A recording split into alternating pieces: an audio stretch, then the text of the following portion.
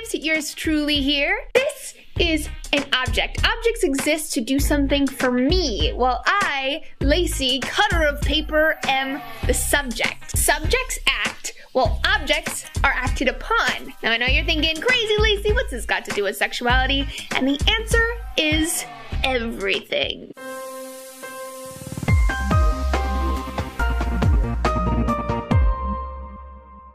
So I've been wanting to make a video on this topic forever because I think that it is a huge hindrance to a truly equal, healthy, sex-positive society. And that's really all I want in life. Drumroll please.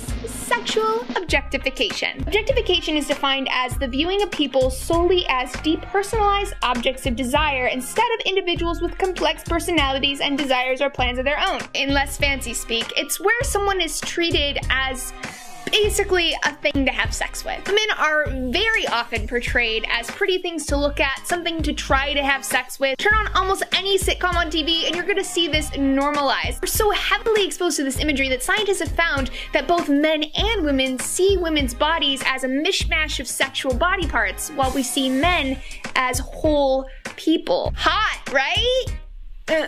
Not really. I actually think it's pretty messed up. Speaking of hot though, often objectification is confused with thinking that a woman's hot. But objectification is not the same as being sexual or being sexually attracted to someone. That's a natural part of life, right? But what's not natural and is very much manufactured is constantly portraying women as sex objects for male pleasure. Objectification is women's magazines being littered with all of the things that men don't like. Objectification is being catcalled and harassed just for walking down the street. It's save the boobies and don't let cancer steal second base as breast cancer campaign slogans. It's shitty commercial after shitty commercial using women's bodies to sell everything from A to Z. Close-ups on her ass, her lips, her breasts to sell beer? Cologne? Jeans, jewelry.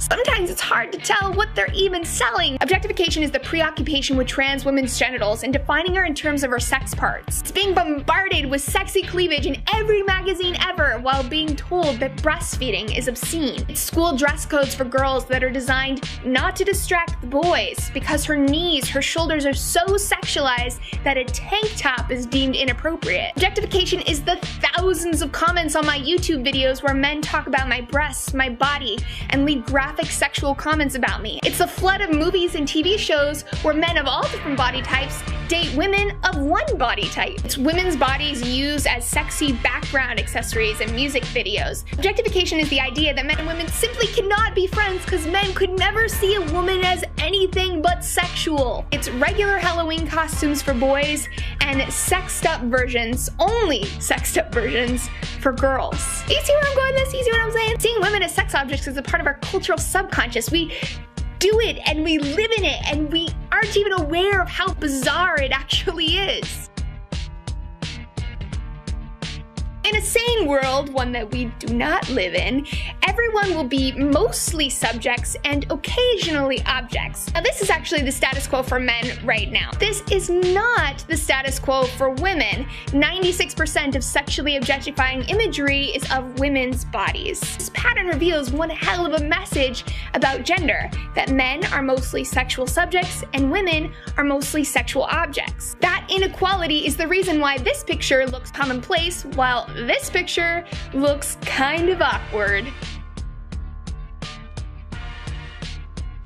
In this kind of culture, men are granted more sexual power than women, which leads us to see the world through men's eyes. We learn that male sexuality is active, that they're visual creatures, and that the objectification of women in their life, using women for sex, is both normal and praiseworthy. Hell, it might even be funny and charming. Secondly, we don't require that men look a particular way to be taken seriously. The cultural narrative looks at men as whole people, which leads to mostly men's stories being told, 80% of political offices being occupied by men, men occupying the highest ranks in virtually every industry in the world. Thirdly, because women's bodies are subject to constant frivolous criticism, girls learn quickly to self-objectify. The APA reports that self-objectification results in lower cognitive and motor functioning, increased sexual dysfunction, and body shame. They found that self-objectification is directly directly related to girls pursuing fewer careers in STEM fields. It's also a major contributor to mental health issues like eating disorders and depression, which disproportionately affect young women. And to go all the way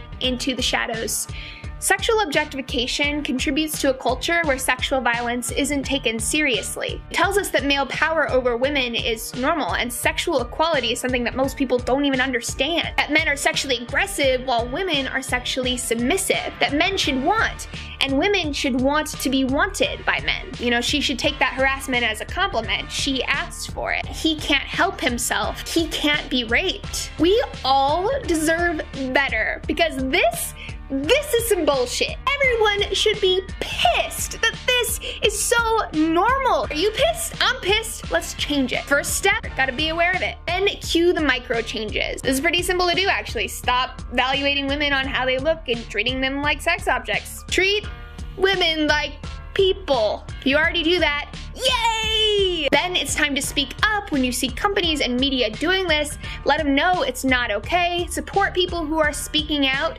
and become a giant cyclone of change that is unstoppable. If you made it this far, you have officially made it through my longest video on YouTube. Gold star! I am going to be speaking at a bunch of schools. Check it out in the description. Also, tons of links and thingies. Hit me up on Twitter if you have any questions or thoughts. Mwah! Take care, and I'll see y'all next time.